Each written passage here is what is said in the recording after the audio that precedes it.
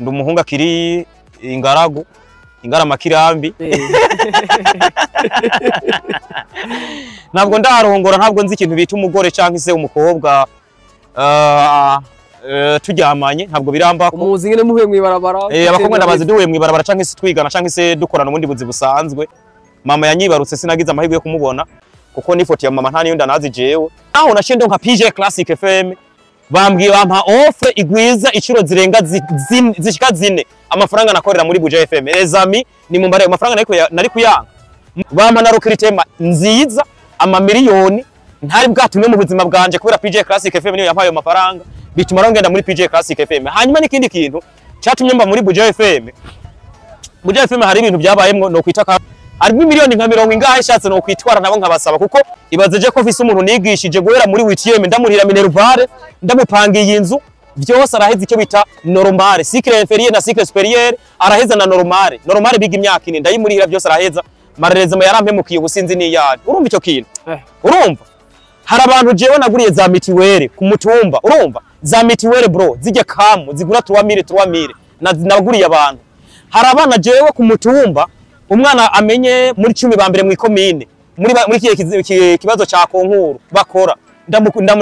kuva 2020 ndamuha ibihumbi jana babiri bambere baje mu ikomine bakabambere muri konkuru yo mu w'icenda ndabaha ibihumbi jana umwe abatoye exeta bari muri 10 bambere mu ikomine ndabaha ibihumbi jana umwe babiri bambere bro ese obwaje ko nafasha abantu gute hanyuma je uno mwanya hari migambi nkora ku gatumbi wacu ndumurimyi ndumworozi nkoresha abakozi mw'iki gihe kirima abambagarira ku munsi usanga ushobora kumara iminsi 10 nkoresha abakozi 15 memba ayari hejuru y'ibihumbi 4 ku munsi 5 kugura akaranga muntu nkagurira abantu amajana 546 nkabagurira akaranga muntu nkarira mitiwera abantu nkaba narigije abanyeshuri nubu hari abantu ndihira haro nabandi petete nabana ararihiye bo muri famille ntashaka kuvuga it means ko jewe rero wagiye ushika kuri vyisha bati nacibuka atariko kijanye n'umugore cyara kwandikiye bimeze bite ikijanye Abotamu yaranditse kuri page yewe ya Facebook abavuga ati umuntu afise ikibazo yifuza kumbaza cyaje cyose mu buzima canke icyaho yagiye aca mu mugabo wo kumenyesha makuru uno munsi rero yaje kugira ngo abishyure ku bibazo mwiriwe papata mwiriwe neza Richardson umeze neza sava kisi ya sport ngira kunyotewe cyane si ya sport iranyotewe ariko nanje narigeze kuba ndayinyotewe umugabo ntiyampaye agaciro nafashe ingingo yo kubanza guhagarika gatoyi kandi n'ubu sport ndayikora nimba inyotewe ko babandi banyumviriza ku maradiyo no ku mateleviziyo atandukanye mugo nawo ndi kuri Utamu podcast kuri YouTube urumva ntabwo banyotewe cyane abari bankunda n'ubu baracandonka abavuga ko bambuze niba abandi bwo batanankunda ahubwo ashobora kuba ari muri babandi usanga amatelefone agoye kuronka bakoresha telefone hose bakumviza ku radio babakeneye kumva ku radio ya rero mwakino gihe ahubwo umuntu wese akoresha telefone kubera niyo si tugezemwo ibaze ko ibintu byose utabironke amakuru ubu ari digitalize ibintu byose byarabaye digital nta muntu akirindira ngo amakuru ngo saa 6 nose ngo araza kuvuga amakuru ngo kuri radio ngo kuri televiziyo ngo azavuga oya telefone ikwereka ibintu byose ibiri kubiraba buri mwanya isi yose tuyigendana mu minwe rero ahubwo mu buryo bwihuta n'ubuzi butuburonkera ku matelefone ni byiza ko abantu bashiramo ingufu ahubwo ibibazo byarabajijwe ni byinshi cyane ariko no munsi naza ko tuza kwishura ku bibazo by'abantu ndwi ni seri uzogenda wishura alright yeah uko tuzoronka kandi uzogenda wishura ku bibazo duhere ku kibazo cyabajijwe n'uwitwa Vini Desire ati shaka kumenya amamuko yawe tibaye ngombwa amenye n'amamuko y'abavyeyi bawe Vini Desire ni umukunzi wanje kuri Facebook kuri Papa Utamu ndamushimiye cyane amajije ikibazo kandi cyari gikwiye ko abantu bamenya icambere cyo je ndumusore ntabwo nubatse ndumuhunga kiri ingaragu Ingaramakirambi ntabwo ndarongora ntabwo nzi ikintu bita umugore canke se umukobwa turyamanye ntabwo biramba ko umuzi nyene muhuye mwibarabara abakobwa ndabazi duhuye mwibarabara canke se twigana canke se dukorana ubundi buzi busanzwe atari ubwo kubana rero papa ambyara yavukiye Ingozi muri commune Busiga ahantu muri zone Mihigo hanyuma mama nawe ambyara ni Munyengozi commune ni Mwumba zone Gatsinda umutumba ni Buziragahama abantu barahazi hanyuma ntabwo nagize amahirwe yo kubona mama biologiquement yambyaye mama yanyibarutse sinagize amahirwe yo kumubona gusa nagize amahirwe ndegwa n'uwundi muvyeyi ari nawe yankuye kuva nko ku mezi cyangwa se ku mwaka sinibuka neza ntabyo nzi kuko n'ifoto ya mama nta niyo ndanazi jewe. Hari arandera akaba avuka nawe mu ntara ya Kayanza, komine ni Kabarore, niwe yandeze kuva icyo gihe rero umva niwe mfata nka mama mu uyu mwanya, meme si elle n'est pas biologique, mugabo ndamufata nka mama wanje. That's why yewe mvuga yuko ari mvuka kuba bavyeyi babiri mugabo baba batatu kubera uwo muntu yandeze kuva mu bwana niwe nita mama niwe afashije ndiga 100%. This time papa yarabaye umusirikare, niyo mpamvu uzibona n'isura yanje mbandi jeshi nanje kuko ni formation yo kubavyeyi. Umusirikare mugabo yagwanye atambaye teni ngo atembere mu gihugu, yagwanira amahoro, aharanira amahoro barondeye benshi, abarundi benshi baharaniye ari benshi, mugabo wewe yari mu muhari wagwana mu nyuma za kuba demobilize kubera yaranakuze, arabademobilize muri za 2004 sinibuka nimba ari 2005, abo baba mu Kirundo, niho yagiye kurondera ubuzima, mugabo tiri nabo baratwacere barashatwita ko turuyi abaki abanyakayanza. Ariko ibyo yo bigarutse n'ubundi kubera je nagize amahigwe mbu mwana aregwa n'abavyeyi batandukanye. Hari abavyeyi bandeze kuva nkiri muri secondaire, baramfashije kwiga, baniga muri Islamique mu Kayanza, ndetse no muri paramedicale. Nubu tukiri kumwe, ubu mba muri Asiatique, nibo bandeze, nabonyene rero nabo turi kumwe ni babiri, barandeze rero ndabashimira cyane. Umva ko ndumwana w'abavyeyi benshi, ariko burya umuvyeyi ni nk'uwundi, bose ibyo bankoreye byose n'ibyo abavyeyi, ni ibintu bikomeye cyane. Ngira ngo abantu barose umuco kuri jewe, ndi umuntu rakomoka mu ntara zingahe zitatu. Nkomoka mu ntara ya Ngozi kuko niho umva abavyeyi biologiquement niho bakomoka. Umuvyeyi yandeze ariwe nita ko kuva ku mwaka ariwe canke se ku mezi make ariwe yankuye kwa yo mezi, no munyakayanza Kabarore. Abavyeyi bandeze naho maze kwiyegera hejuru gatoya nabo nyene n'abanyakayanza, ni naho nanabaye umwanya munini ya mukayanza. This time legend umunyakayanza niko no bivuga kuko niho mbarizwa cyane, usibye ko mwaka no gihemba mu gisagara ca Bujumbura. Ni commune ni Mukaza, ni muri Rohero muri Asiatique. Uwitwa Vicky Ntwara avuga ati, arabaza ati twakumenye kenshi kuri Boja FM, ndi umunezero mu nkino no kuri PJ Classic FM, ati itangazamakuru rya umwuga kumenyesha makuru wawe wahereye he? Urakoze. Byatanguriye kuri telefone nkuko nabivuze, byatanguriye kuri telefone muri groupe za WhatsApp, ntangamwo ibyiyumviro na cyane mu ma groupe y'inkino. Niho nagenda nkora ama documentaire agaruka kubihangange byabayeho mu mupira w'amaguru, haba mu gikombe cy'isi cy'umupira w'amaguru, haba muri basketball, ndetse nagenda bigaruka ko mu buryo bwiyaguye cyane. Rero niho namenyekaniye mu groupe ya WhatsApp. Mu nyuma inza kumenyana n'umumenyesha makuru bita Claude Kwizigira wo mu Rwanda akorera RBA. Hanyuma dutangura kuza turaganira ibyiyumviro. Mu nyuma namenyanye n'uwo bita Patrick Abarugwira, niwe yararongoye ikiganiro c'inkino kuri RBA kuri Radio Rwanda, aza kuntumira mu kiganiro c'inkino kuri RBA, abantu baranyumva. Mu nyuma nza kumenyana n'uwo bita Rugimba na Theogene bari muri Korea, uwo Patrick Abarugwira bari muri Canada, nabo baratangwa kuza turakora, baza bampamagara ndi mu Burundi. Cyo nari mu infirmier muri hopital Jenda, bampamagara ndabaha ivyerekeye tugana kuvyerekeye n'amakuru y'umupira w'amaguru mu gihugu cy'u Burundi. Inza kumenyekana uko rero, inza kwinjira muri diri zo kugurisha abakinyi mu gihugu cy'u Rwanda. Umunsi umwe nagiye kugurisha umukinyi bita mu Rutabose, Jire Ulimwengu ngiye kumugurisha. Rero ngarutse njana n'uwo bita Macumi yakina muri mu kipe yo mu Rumonge, siniko ndayibuka neza, ni Magara Kamani Magara Jean Musovyempa mu Rumonge. Hariyo Gamari Juma, bamwita Gamari Juma. Hariyo message Rumonge. Gamari Juma. Icyo gihe rero Gamari Juma ndamujanye mu Rwanda, byatumye camenyana n'umunyesha makuru bita Ismail Kwizera na Hoda, aca azarantumira mu biganiro mugabo agamije yuko twozohurira no kuri byane by'abakinyi nyene, sibyo? Canja mu nyuma cyantumira kuri Radio Isanganiro nk'umuntu azaranaliza. Twakora ikiganiro cha saa ngapi 2018, ikiganiro cha saa 10 kuri Radio Isanganiro kuwa gatandatu. Icyo gihe rero niho namenyekaniyeho. Mu nyuma rero baraza kuvuga ati twomwongeza muri squad yacu, muri team yacu plutôt, muri team squad ni ibintu byabimongene byaradutwaye muri team kugira ngo ashobore kugira iki kuranforce no team ya sport muri Radio Isanganiro. Niho natanguriye 2018 2019. Ubwo urumva ndi na legend niyo mukubera nabiye byo nabaye legend. Vicky Ntwara nawe araza arabaza ati twabonye ugenda uca ku radio menshi tandukanye, ariko niwe hamara umwanya. Ati ni wowe mubi canke n'ababoss baguhemukiye? Cyane ni kibazo gikomeye abantu bose banyibaza ko je ntabwo ndi umuntu mwenda Imana yo mwijuru. ikintu je niyiziko ndazi ko ndi umuntu mwiza mu buryo bwose bushoboka. Ni nayo mpamvu ubona jewe maze imyaka irenga 30 ntararongora kubera ubwiza bwanje, nabandanije kwitaho abantu bamwe bamwe canke ifasha abantu bamwe bamwe kugeza aho dufaranga naronka wasanga natwifashisha mu gufasha abantu canke se mu gukora ibintu bituma abantu bishobora kubahindurira ubuzima. You know, itimirize kubwiza je ndabufise. Ariko ngarutse kw'ico kibazo cerekeranye n'abantu n'amaradio nagenda camo. Je nahereye muri radio Isanganiro ndabashimira cyane n'abantu bampaye amahirwe yo kwigaragaza. Ariko radio Isanganiro ntabwo nayikozemwe mpembwa, nakozemwe umwaka urenga ntahembwa, munyobaza ko akantu bita déplacement. Bro ndayavuze ngaho abantu bontwenga bona maramara kuko n'amafaranga uno munsi umurimyi ashobora gukorera nk'imisi nk'ingahe barayampaye mugonda yashima kubera je nafise akazi nk'umuefirime nkora muri hospital Jenda nkabikora nk'umuntu abikunda gusa. Rero radio Isanganiro ndabashimira cyane kuko harageze igihe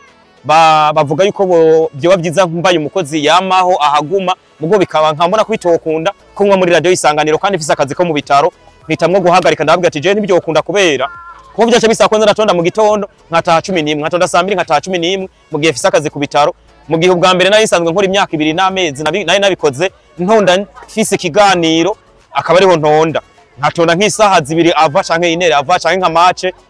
nje gukomantatinga zino match zo za kane ibintu nk'ibyo. Rero radio Isanganiro nayivuyemwe kubera fasha ingingo yo guhagarika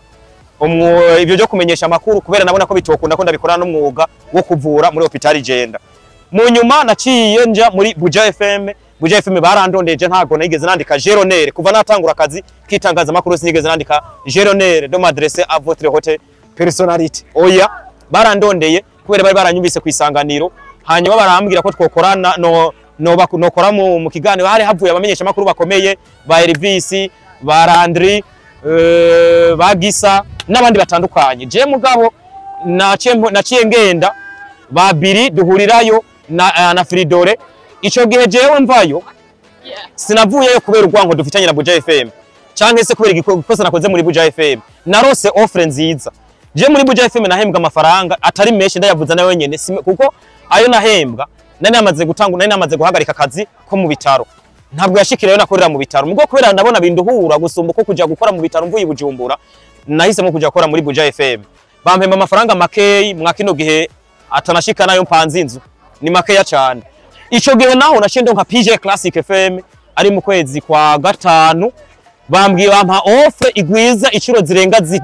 zishika 4 amafaranga nakorera muri Buja FM. Ezami ni mu mbare amafaranga nari kuyanga mu gihe contrat muri Buja FM yarimwo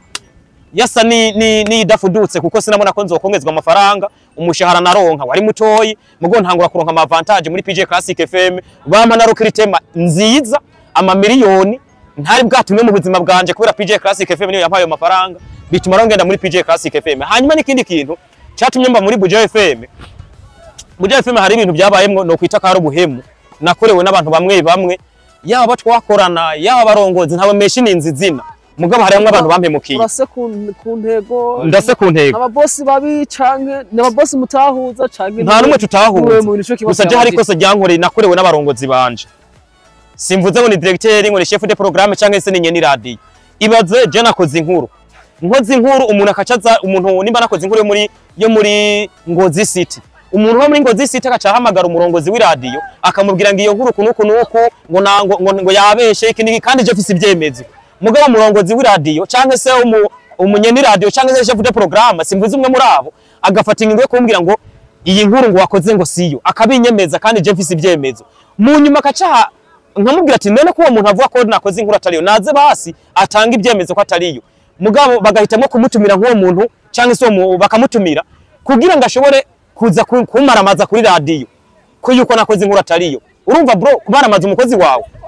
byatumye fata ingingo nk'igihe kimwe nigeze gukora inkuru mukebwaho hacahaza wa muntu iyo nkuru nakoze hacahaza umurongozi w'uwo mugwi ngaje gusigura ibintu nakuvuze ko ataribyo. Mugabo muri studio nayo namubwira ati naho wogira gute naho no canirukanwa mwino radio sishobora kwemeza ibyo bintu ko je ndafise ibyemezo abakinyi ntibarahembwa ibi byarabaye ndamwemeza ko ndabyerekana abantu baza kubona ukuri kwanje sibyo byabaye bibi mboneka nk'umuntu mubi mugabo je ntarambona ari umuntu mubi. Ibyo byumvikana ko peut-être ko he paid something ashobora ko yarashikira ibintu kuri radio. Hari inkuru nigeze gukora y'umuntu yarakomeye ntabwo yarakomeye ari umuntu asanzwe mu gihugu yari umwene gihugu nk'abandi sibye ko yarafise urwego abarizwa nko mu rwego rw'igihugu. Iyo nkuru uwo muntu yaciye yandikira radio mu nyuma bace bampamagara ngo nze kubona nawe ngo tuganire ngo twumvikane inkuru ngo ndayisubiremo ndamubwira ati je inkuru ufise ibyemezo so ushobora kuyisubiramo urumva iryo kosa ntabwo nari kwemera gusubiramo inkuru ufise ibyemezo ngo nze kubesha bene gihugu byatumye nkura ikibabagere n'uwo muntu dutandukanye bro nabonye afumbatisha akantu umwe mu bari bansi bandongoye ibyo bintu nari kubyihanganira byatumye mfata ingingo byarambabaje mu buzima kuburyo mu bantu numva bampemukiye n'abantu twakoranye ico gihe bitwa ko bari kunkingira mugo ntibankingire urumva ntibankingire kuburyo ibintu wasanga je nakoze bizima bo bacha haje undi muntu ashobora nk'umurongozi wo hanze ashobora kuvuga yuko atari byo bo bacha bemeza bacha bamuhaye inguvu gusumba ko bari guha inguvu umukozi wabo that's why rona fashion ingo kuva muri radio nkande nk'iyo radio PJ Classic FM nanda yivamo nta kibazo cabaye usibye ko umushahara narindiko hageze igihe bambwira yuko no ugabanya bro je ntabwo ushobora kugabanya umushahara kandi kifise contrat ntitwabivuganye ibyo bintu urumva mugo PJ ndabashimira kuko bo twarabyumvikanye turafata ingingo nabwo ati jewe reka mpagarike basi aho uko subira kwambara icocero kandi narambaye inkindi burya wambara inkindi ni wambarira icocero bro aho wahagiye aho wahagiye ni wahasonzera urumva nafashe ingingo ndo ndahagarika akazi hanyuma nza muri Ejo Heza FM Ejo Heza FM bari bampaye n'amafaranga angana nayo muri PJ Penitentiary n'abanaronga baranarengeje ko mugabo nabo hagera igihe babwira ngo duhagarike kontra ngo tugabanye ngo umushahara bro ngabanye umushahara ufise kontra abo bantu bose bumve ko sinagiye mvuga ati ni mundihe amasezerano dufitanye ngende kwitwara wumve ngende umuntu mwiza nari kuba no kwitwara mugo nkabwe ati aho ko je nzobidogera reka duhagarika amasezerano atangorane nimwe ntacyo nzobishuza namwe ntimuze mwidoge ahantu bakinira nk'amajwi y'inama twagiranye n'abarongozi muri Ejo Heza FM we daire n'ikiganiro cyacu bashatse twamaze iminsi tutariko turaronka ibyo twasaba mu nyuma duvuga yuko tukwiye kubihoronka dusabye kubironka bacava ngo baduhindure ibiganiro ngo bajane muri environnement ngo abandi ngo muri education ngo abandi bajane muri santé ibyo bintu byarabaye ndavyihanganira kandi icyo nako ndarekana twari dufise niwe turarekrama batari badukoreye muga abantu bibaza ngo ni inkuru ya basket unakoze ngo yatumye mva muri Ejo Heza FM no c'est pas ça bivuze ngo jewe ndi umuntu yihangana mu buryo burenze hanyuma muri Atoko Burundi naciyenjayo naho projet yabo ntiyabandanije nta kintu na kimwe twafuye nabonye dufitanye amasezerano shatse no kwitwarira abantu bamwe bamwe yaba Buja FM nari kuyitwara ko hari amafaranga basigayemwo yaba Ejo Heza FM kontra yanje y'imyaka ingahe ntibayikurikije shatse no bitwarira PJ Classic FM ndabashimira twarumvikanye turatandukana neza ni kuko nasubirayo nubohobo na Buja FM nosubirayo mugabo hari ibintu byo ngomba ko dukosora ariko muri Ejo Heza FM sinosubirayo muri Ejo Heza FM naho ho bikisi nosubirayo hanyuma muri Atoko Burundi twakora muri Black FM nabo bafitiye amasezerano nzo ya Monsieur John zira amasezerano yanje yubahirize arimo miliyoni nka 40 ingahe shatse no kwitwara nabo nkabasaba kuko bo bahagari akazi kahagaze nta kete banyandikiye yuko akazi gahagaze bambwiye ati akazi karahagaze kumbe projet yabo niyo batari bateguye neza hanyuma igirigirira hagarara bituma ngiriki duhagarika akazi ko muri Atoko Burundi ni naho raciye mvuga ati sinzongera gukorera radio nimwe nico kibazo nagomba ngaruka ku cyumba kwa Rasen niyo kindi ravuga ati ko twakumenye ku radio ati ugacuhe mu mwuga wo kumenyesha makuru ku radio kumenyesha makuru ku radio ati zogaruka canke warabihevye oya kuhagarika gukorera ku radio sinzosubirayo ngiye nk'umukozi abaye angaje nzogenda ahubwo afise ibintu mw'imitahe nanje urazi igituma nzogenda mfise nk'imitahe so wati nzavuga ati nikiganiro ndaguze espace reka ndabakorere canke se muzompembaya mugabo kumbwira ngo uzocura bufuni na buhoro ngumbwire ngo kora ibi nibi iradio ntabwo yo nteze imbere nabibonye ahubwo yo ncafuza kuko abantu bugeze bambona ko ndi umuntu adashobotse kandi nabyateye ku bantu babakoresha ku maradio nakoreye ubwo ufise mw'imitahe ari mu aho nogenda kandi nka hari nk'amaradio noja mwe daire nk'ubu mugabo bampaye amafaranga akwiye atuma no baho muri Bujumbura ko ibintu ubu byarahindutse niyo mpamvu rero kugira ngo munatahuye utwa muri sio urabaza ati umuntu yakize akiza hiwabo ati witeguye gute gufasha aho uvuga kugira ngo bashike kwiterambere arakoze jewe rero abantu bibazi ko ndi umunyabujumbura je si umunyabujumbura ntimubone nabaye umusirimu ugeze aho nsigara nambara tumarke ngundi no dupira twa Marijend ntabwo ndi umunyabujumbura je ndi umunyakirundi ruguru kure kandi rero kuko je urashobora kugenda amasaha ngahe nk'umubwira ushika upa Paris abavyeyi banje bari distance byose amasaha 5 n'imodoka ariko jewe kugeza ubu aho nakuriye nanize primaire jewe ndi umuntu yahinduriye ubuzima bwishi ibaze je ko mfise umuntu nigishije guhera muri WTM ndamurira Minervare ndamupangiye inzu byose araheze icyo bita normale cycle inférieur na cycle supérieur araheza na normale biga imyaka ine ndayimurira byose araheza marerezemo yarampemukiye ubusinzi niyari urumva icyo kintu urumva hari abantu jewe naguriye za mitiwere ku mutumba urumva za mitiwere bro zijye kamu zigura 3000 naguriye abantu hari abana jewe ku mutumba umwana amenye muri 10 ba mbere mu ikomine muri kibazo cha konkuru bakora kuva 2020 ndamuha ibihumbi jana babiri ba mbere baje mu ikomine bakaba mbere muri konkuru yo mu wicenda ndabaha ibihumbi jana umwe abatoye exeta bari muri 10 ba mbere mu ikomine ndabaha ibihumbi jana umwe babiri ba mbere bro ese ubwaje ko nafasha abantu gute hanyuma je uno mwanya hari imigambi nkora ku gatumbi wacu ndumurimyi ndumworozi nkoresha abakozi mw'iki gihe kirima abambagarira ku munsi usanga ushobora kumara iminsi 10 nkoresha abakozi 15 memba ayari hejuru y'ibihumbi 4 ku munsi 5 urumva abandi mirajeyo mu kurimisha ndimisha niburi ku bihumbi nk'amajana 5 noroye ibintu niburi buri abakozi ndabahemba bire ku kwezi ibiri hejuru ibihumbi 105 urumva imyavu ntanga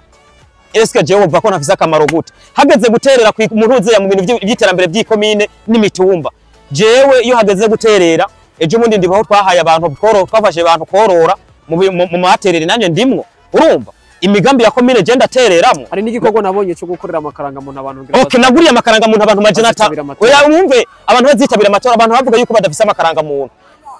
mu mutumba mwizone mvukamo abantu majana 546 nabaguriye karanga muntu nabafotoje urumva kubafotora ifoto barazogesha zirozwa hanyuma baragira iki baragira udufishe ndatubagurira ndazibarihira mu ikomine kugeza zibashikiriye umva kuva ku ifoto gushika karanga muntu batagiye mu ikomine je ndazibashira urumva ko ntari umuntu adasanzwe kugura karanga muntu nkagurira abantu amajana 546 nkabagurira karanga muntu nkarira mitiwera abantu nkaba narigije abanyeshuri nubu hari abantu ndihira haro nabandi petete nabana ararihiye bo muri famille ntashaka kuvuga it means ko jewe rero ku mutumbi wacu n'umuntu acafise akamaro kandi kiri naco bwe jenge ndankwega abantu twabanye n'ubu abantu baranzi iyo baje Bujumbura barazi who I am barazi wondi wa kandi I'm proud bro tugaruke ku kibazo cha Passive Blight nibaza ko ico chatoye inyishu bandanye ibindi kibazo cha Passive Blight nibaza ko dusigaje ibibazo nka bibiri abaza ati twarabonye warubatse studio ati kandi vyagutwara amafaranga menshi atari kibikorwa nibike ati nubunebwe ati kandi tubona ugaragara wenyene ati abandi bakozi mukorana bimeze gute urakoze ico ni kibazo numva ko no kwishira mu buryo bworoheje cyane sindanaca kure nubatse studio ari mu kwezi nayihejeje mu kwezi kwa kabiri niho nayirocinze mu kwezi kwa mbere plito ndayigaragaza ariko byari bitwaye imyaka myinshi niko ndayiga ikindi kibazo naciye ngira rero hashe nona duwe dukora ibintu bya ni divertissement ni information ni education no kwinforma ariko naciye ngira ikibazo hacatera ikibazo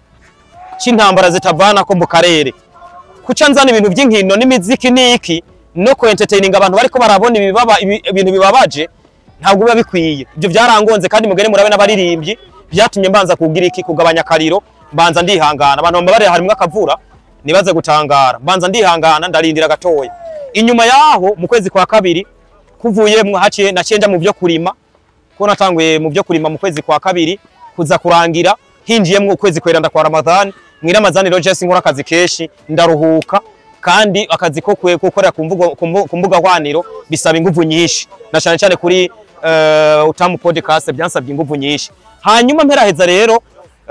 umuntu ngo nzunguka gute yagarutse ati ko n'imitahe nyinshi ati urabona ko ushobora kwigaruza gute niyo bya mbere bizonyungura kubera ubu ikintu kigezweho ubona badandaza nuko nka muntu tutabimenyereye ibintu bya mbere bidandaza ni imbuga hwaniro silivukure cyane cyane YouTube irahemba irika amafaranga menshi ibaze ko ku munsi je shobora kuzokora video zimpemba niburi ndere ko shobora kuzokora video zinjiza $100 ku munsi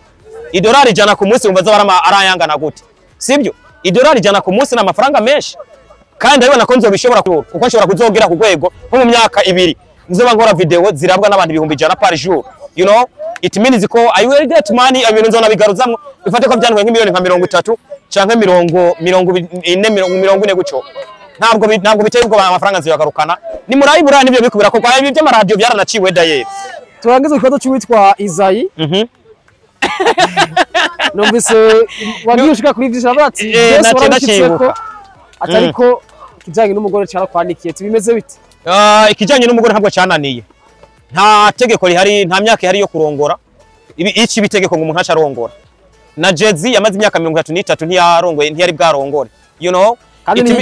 ntiyigeze narongora ntani muri Bibiliya birambara nabivuga neza ati niwumva bikurimo uzubikore mugo bica nagukundiye nta kimwe bizica hanyuma ikindi kintu naco jewe novuga ko kubera les services que j'ai rendu nagenda tanga ahantu hatandukanye zatumye ntihutira kurongora wasanga uburyo bwanje bwinshi ndabushira muri support z'abantu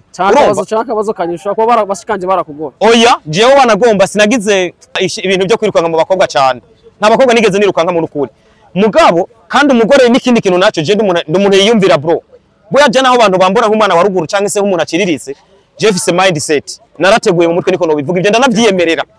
je ndi mu bantu biyumvira cyane ahubwo mwakino gihugu izi tete babazi nikine yo bari nk'abantu bafise ubugwaruka bafise nk'itete nk'izanje nk'ibihumbi nka 5 iki gihugu kiba ari paradiso mu buryo buteye ubwoba rero je nagize ikibazo nagize sikindi ndi wa muntu amahitamwe yanje arangora sinumva ko nova kurongora mu buryo bworoheje ndumva ko umugore si imodoka umugore si parcelle umugore si inzu imodoka utayishimye uyiguze je ntuyishimira urashobora guhindura umugore ubisa ko nitonda rero ndacategura ninabona maze kuronka icyo tumanda icyo no mugaburira icyo kumwambika uburyo bwo gutunga umugore ataje kuntunga bizokunda nanze cyo ndongora nta kibazo abantu batekane rero ko nibindi bazo vy'abantu uzovyishura hanyuma ya nibindi bazo nzovyishura I'm ready for everything I'm ready ariko abantu bagenda bankurikirane kuri YouTube kabisa ibintu byose nzogira iki nzobibaha nta kibazo bimwe nyine natanga nibyo nzobaha nta kibazo meza urakoze cyane merci beaucoup